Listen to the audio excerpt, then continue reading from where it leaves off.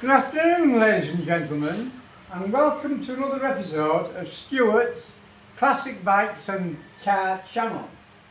Well, carrying on from yesterday, where we were making Rearset footrest hangers, yesterday, as you can recall, we had this one piece made here, like this. This we had bolted to here, like so, and the footrest is going to be there. So today, earlier on, I've taken this off, I've drawn around another one, so now we've got two pieces. Obviously, footrest hangers, we have one on one side and one on the other, so now we've got two pieces.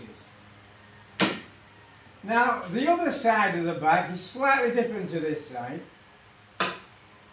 On this side of the bike, the bottom footrest hanger, here, the bolt, was bolted to this bracket.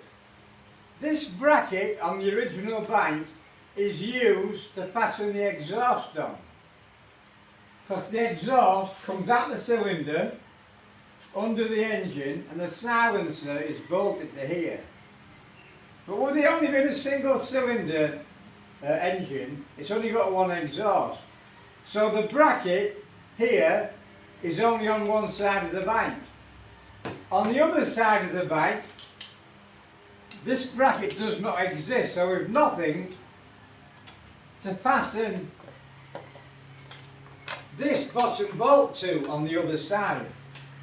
So what we have done earlier, using my trusty card from the school supply shop, out of card, I've drawn round this bracket, as you can see, to replicate that one. I've been down and I've found I've got some 2mm carbon steel mild plate, which I'm using actually to plate the floor on the TR7. So we've drawn round the plate and we've made that bracket. This bracket is too thin really, but I have some 4.5mm plate coming.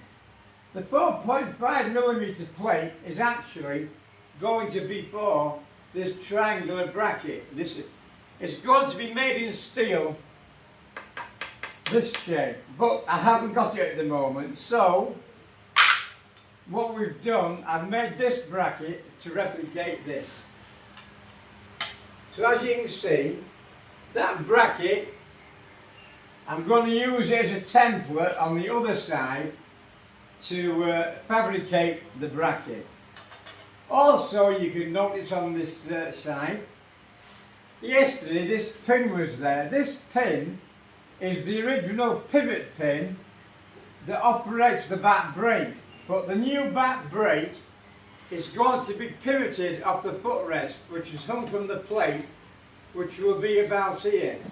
So this pin that was here where my fingers are is just surplus to requirements, so I've cut that off and I've ground it back. So that pin's no longer with us. So this, tomorrow,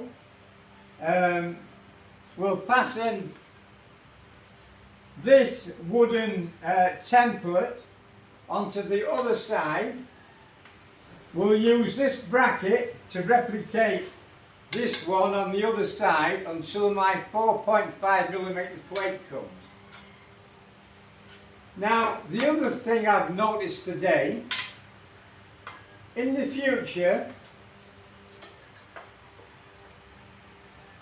I was going to turn this bike into a 143cc by making this a bigger cylinder. But today, I've had this cylinder open and measured it, and actually this cylinder is already the correct one that I want. So a bit of good luck and a bit of good fortune for a change, which doesn't really happen. This also has a 7mm packing space under the barrel.